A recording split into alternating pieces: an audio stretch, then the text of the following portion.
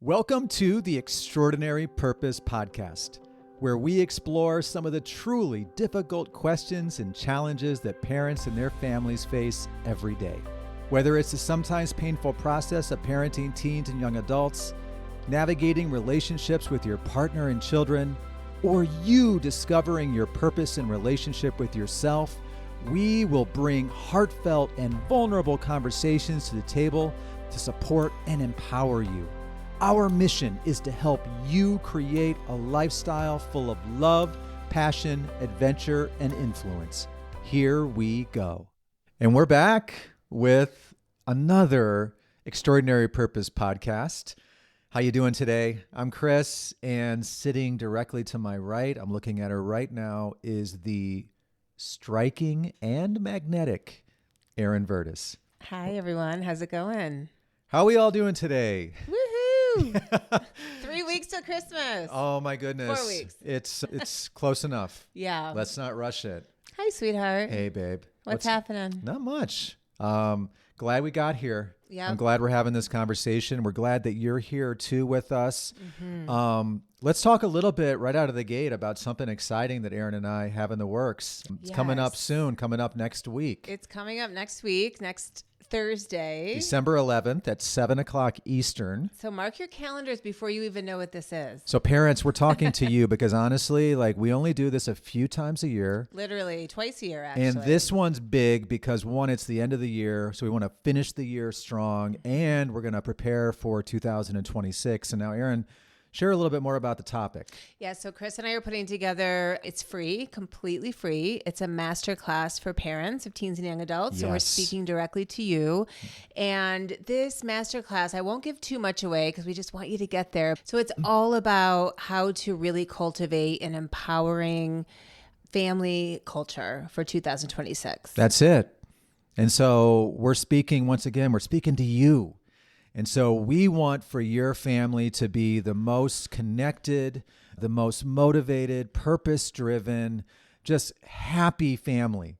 Don't we all want that? We do. And we want to just help you be more connected as a family with your teens and young adults. And also parents, this is going to be speaking to you as well, how to help you reconnect with yourself as well. Chris and I are really always teens and young adults, and we love supporting families. So we're slowly moving into really connecting with parents more and helping you rediscover your passions, your purpose, what you're all about, because we are only as good to our kids as we fill our own cup. And the way to do that is to really rediscover what's important to you. We lose touch with that as through the journey of parenting. Yeah, you really do. And so don't wait another second. If you have to pause this podcast or sign up directly afterwards, the sign up link is going to be in the show notes. You can go to our website at myextraordinarypurpose.com. No matter how you get there because this honestly is going to be a not to miss event. Yeah. Erin and I are going to be our absolute best. That is an absolute guarantee. Like we always are. Yes. But we love doing these master classes. We love spending time with these parents. We get to see you. Yeah. It's over Zoom. It's personal. You get to see us. We really get to connect on a really deep level, and it's just a really fun space. And while we're going to be talking about some deep and serious stuff, it's also going to be fun. It's going to be positive. It's going to be uplifting. We're going to give you some hope for whatever your issues and challenges are with your kids and yourself and your family. So look forward to seeing you all there.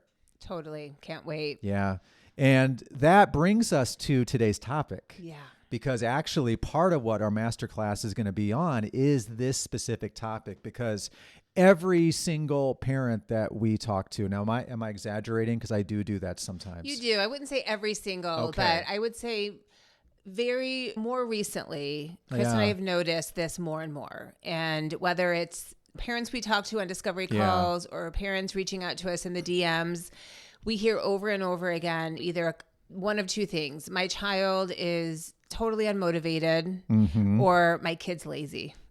That sounds about right. So they can either put it very nicely and my kid's not very motivated or not so nicely, unclear about their future, or my kid's just lazy and doesn't want to do anything. Yeah. And what Chris and I know to be true after all the work and the many years and the thousands of kids we've worked with is that's just not true.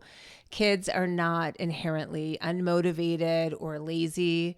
There's a reason why they might seem shut down, why they might seem like they have zero motivation to do anything, but it's not because they're lazy. No, it's not. And that's part of the reason that we wanted to have this conversation with you, is because what we're seeing as parents is a lot of the surface level stuff. The stuff that we perceive as being lazy or distracted or unmotivated or sad or depressed. Those are the symptoms of what we want to talk to you about and what we want to help with. And by the way, that's what we're going to talk about in the upcoming masterclass too, is getting under the hood. But the real thing that we're going to teach you how to do and we're going to talk about today is that understanding that the reason that your young adult is not motivated, they're not doing their chores, they're not getting to school in time, they're not doing their homework, they're not doing this, they're not doing that, is because they don't yet know who they are and what's important to them. Yeah, I think those are two big things. And I know another big one is just a fear of failing, a fear of what's next. A personal example is my son, River, is kind of in that process of getting ready to fill out college applications. And it just dawned on me today, and I haven't even shared this with you yet, Chris, but I've been reminding him over and over again, send me your essay so I can give you feedback. Right. Make sure you get in to see your counselor because he needs his counselor for something. Yeah. And it kind of dawned on me today. It's not, I think, that River is lazy, because there's times when Chris and I joke about that too, as many parents do. I think all of our kids go in and out of these phases, but I think he's scared. I think he's afraid of not getting accepted. He's afraid of getting the letter saying you're not accepted. He's afraid of what's next and stepping out into that world. And so much of why I think our kids don't seem to be getting the things in on time. We have to remind them a billion times, and they're scared.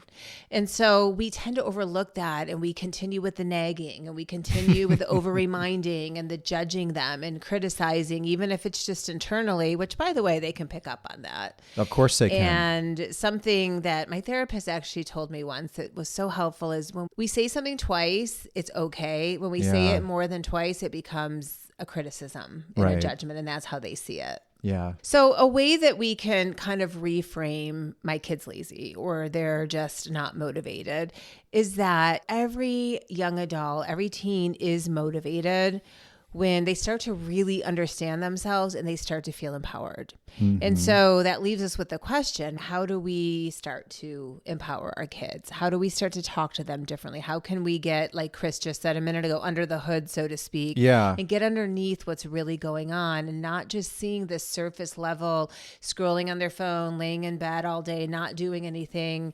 They're not trying to piss you off, usually. I think sometimes they do.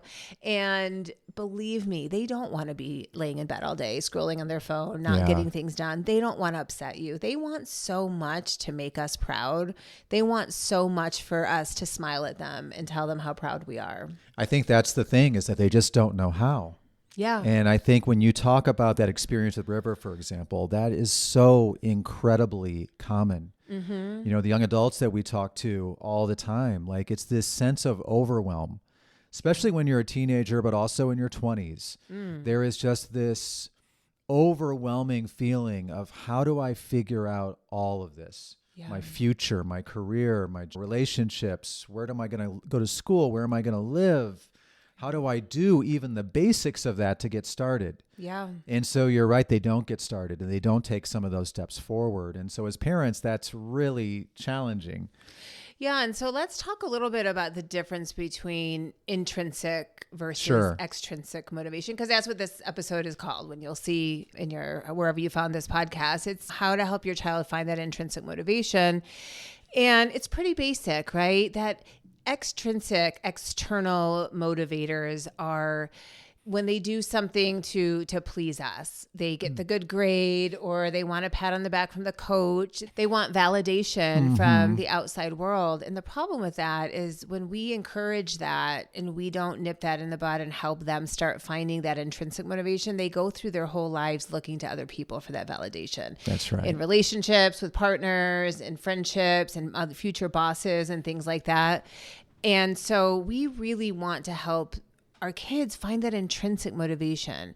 And what that is that's true fulfillment. That's real, authentic happiness. Intrinsic motivation is when you start to really understand who you are, what you're passionate about, what your strengths are, what your values are, how you want to step out into the world, your identity.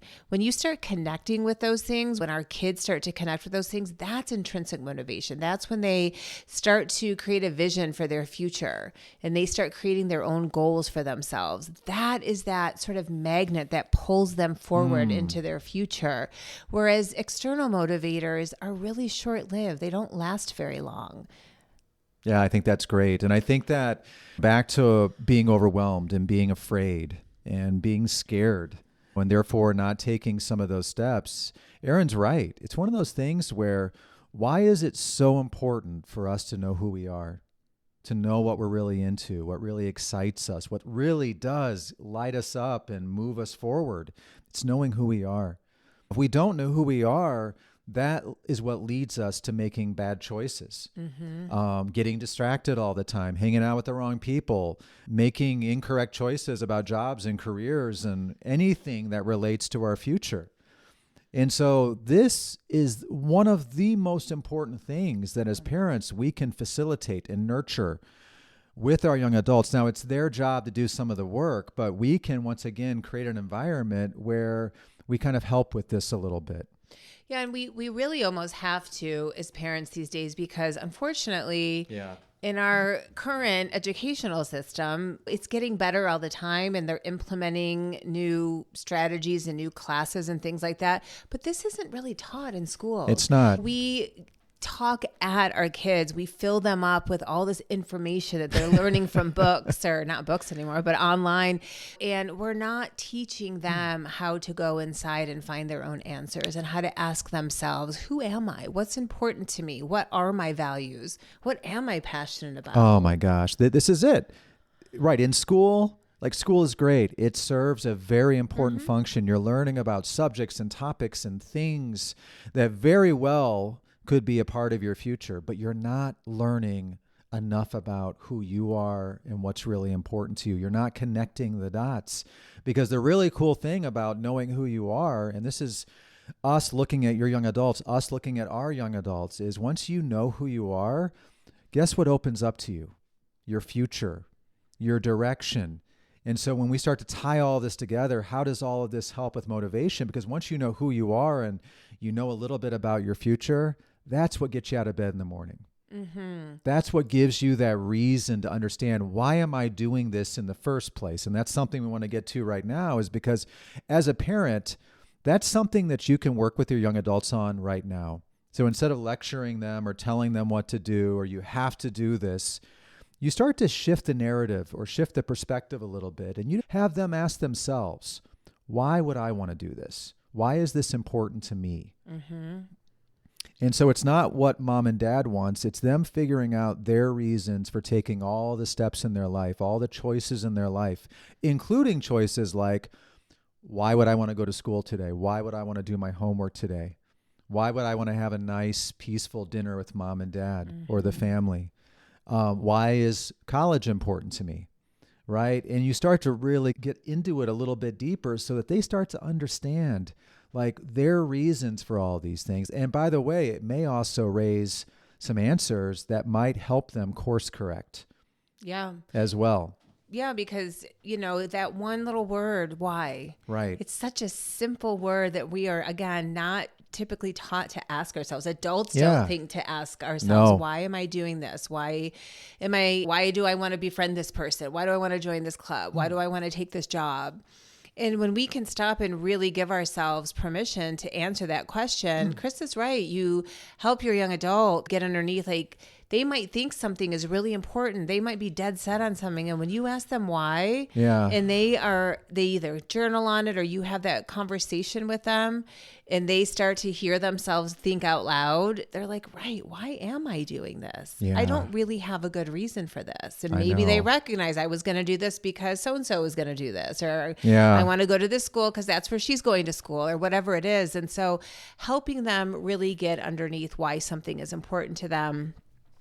And then I want to talk a little bit about them even knowing what is important to them. Well, good point. And so I think a big one is distractions. And Chris and I talk a lot about distractions. We're not just talking about phone addiction and technology, although I know distractions are everywhere. Everywhere. As parents, we would agree those are some of the huge ones. But friends are a distraction. I mean, there's just so many different distractions these days for our kids. Like the top 3 distractions are probably phones, social media, friends.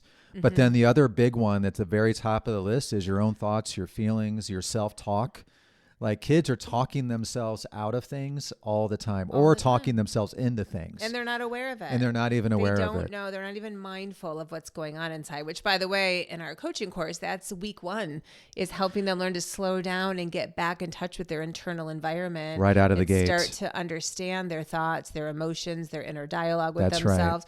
Right. But, kids just don't daydream anymore. They don't look out the window and just think about life and reflect on who they are and what they want. And so we really, that's why Chris and I are so passionate about our work for 2 reasons. One is it's that piece that we pick up the pieces where school leaves off, because school is so important. But we like to implement some of this self-exploration that traditional education doesn't offer. And because our kids are so distracted these days, and quite frankly, so are a lot of us parents. That's true. We help kids learn to ask themselves some of these deeper questions and create that sacred space, which is a ritual in our program that helps kids learn how to put all their distractions away and give themselves 20 or 30 minutes a few times a week to go into a special space, a sacred space, and just do some of this thinking and this reflecting. Yeah, because once we're off our devices, once we're away from friends, and we're just with ourselves for a while, and you have to work through some of that resistance, and that's going to be tough. A lot of resistance. A lot of, let's make no mistakes, a lot of resistance. But once you work through that, something pretty incredible happens. You start to connect with yourself, you start to feel better, and then we introduce the number one skill that all of us need in order to really make all this happen, to really discover who we are, to start to open ourselves up to different possibilities for our future, and that is curiosity. Especially if you don't know anything about yourself, which, by the way, a lot of young adults don't. A lot of parents don't. I was going to say, a lot of adults don't. Look, we're trying to help all of us here. And by the way, you never stop learning, but the way that you get started is through curiosity. So, Erin, how would you describe curiosity? I think curiosity is a state of mind. And I say this about a lot of the things we talk about, but it's a practice. We practice being curious by getting ourselves intentionally into a space. So another one of the rituals in our program is nature walks. And that sounds so simplistic, but there is something about getting out on nature walks, but not just any nature walk. The way I explain it to the young women I work with is that when I go on most of my walks by myself, when I'm with Chris and Koa, our dog, or the kids, I'm just out there to have fun and chat and enjoy time. But when I go by myself, I'm intentional. I go into that forest on that walk and I think to myself, what am I going to focus on today? What do I want to dialogue with myself about? What's going on for me? Am I struggling with one of my kids? Do I need to talk something through with myself around work or a creative idea? And so that's curiosity, is when we do things intentionally, go on a nature walk intentionally, take a hot bath with the intention of reflecting on something. So it's a state of mind and it's a practice. Yeah. And the other way that I like to think about it is that, and this is me too, is we all have all these great ideas and great thoughts and really positive things that are rattling around inside of us. And very rarely do we do anything with them because we're distracted 24/7, 365. And so what Erin just described is this process of doing something with it. You got to connect with it first. And then something that we talk about all the time is we got to get it out of there and out into the world so that we can do something with it. We can learn from it. We can grow from it. We can explore it. We can take it far enough so that you can really figure out what it really means. Because something that I was just saying yesterday to somebody I was talking to is that if you have a curiosity, if you have an interest, if you have a passion, all of these things that we help people explore, how do you really know what to do with that if you don't really challenge yourself to go deep, to really take it far, to really explore it? I wouldn't be sitting here today, Erin. You're probably the same situation too. Had I not worked through some of that resistance and finally followed through with some of those ideas that I've had since I was 16 or 17 years old. Mm-hmm. That's why we work with young adults. It's why we work with parents, because it's never too late. We've all had these curiosities and interests just sitting inside of us.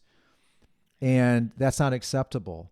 And it's part of the reason why you feel yucky after a while. If you're not doing anything with those important parts of yourself, it doesn't feel good. When you start dragging around, you get sad, you get frustrated, you feel overwhelmed. All the things that we kicked off today's conversation with, that's what our young adults are experiencing every single day. Yeah.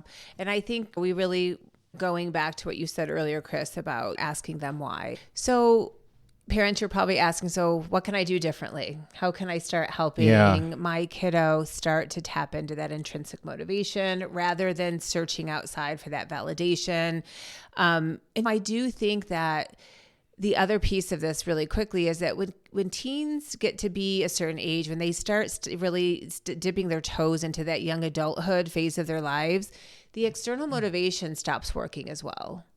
And I think that's why we hear from so many parents, especially 18, 19 into their 20, 21, is often when we hear a lot of my kids being really lazy, because the pat on the back from the coach or the "you did it, we're so proud of you" from mom and dad, it starts to wear thin. It doesn't work as well anymore. Yeah. And that's when, if they don't start to tap into that intrinsic motivation, that's when that anxiety or depression can start to set in. That I think, and that's another one we hear a lot, is my child's depressed and they're probably just not motivated for the very reasons we've been talking about. So parents, ways that you can help is really be more mindful of the over reminders, be more mindful of the lecturing and the problem solving for them. And again, Chris and I do these things all the time. I do it as well. I catch myself. And remember, we talked about this a number of episodes back, but the reason we do that as parents is we're afraid. Mm-hmm. We're afraid they're not going to figure it out. We're afraid if we don't step in and do it for them, it's never going to get done. And we need to work on that. You need to be more mindful of that and start really checking in with yourself and asking yourself where that's coming from. We have to let them make some mistakes and start fending for themselves and finding their own way a little bit more. So ways we can do that are to start asking more curiosity-based questions. Like Chris said, have them start asking why. Why is this important to me? Have them put together things kids love to do, little slideshows, for instance. If they have an idea or something, I've been thinking about with River is having him put a slideshow together about why he wants to go to college and why these certain colleges are important to him. Create sacred spaces like I just talked about. Create little pockets of time to have some more heartfelt conversations with your kids. Go on a drive, take them out to brunch, go on a nature walk together, and just listen. Ask them why something's important and just see where it goes. What I find when I do this, especially with my son, is he starts to go. He's not a young man of many words, but when I give him that space and it's just him and I, he gets going and he'll go for 10 or 15 minutes explaining why something is really important to him.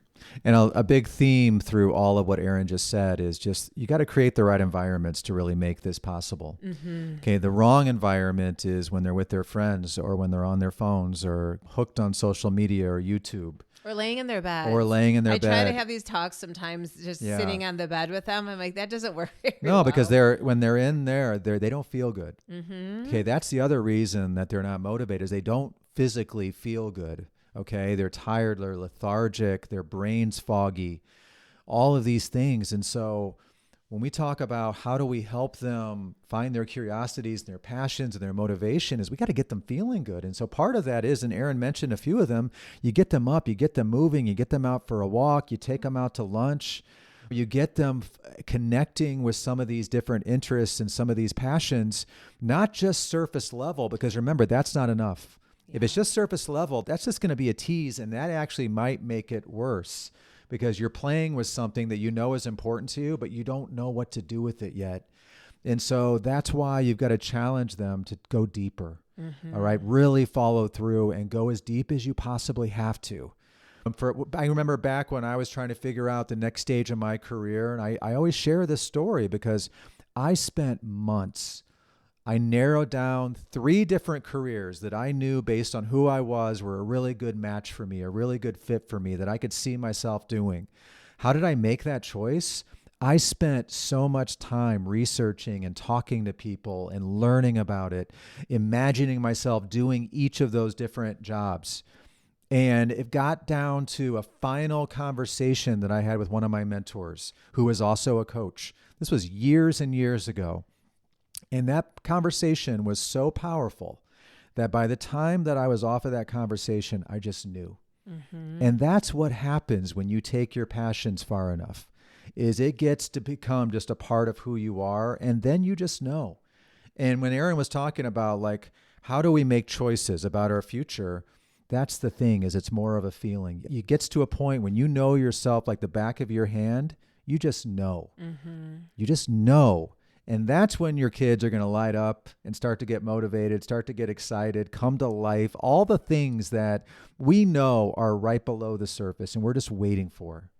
And that is why Chris and I say all the time, and something we learned over the years of doing this work, is that kids need a different environment to come to life. Yeah. They need different mentors.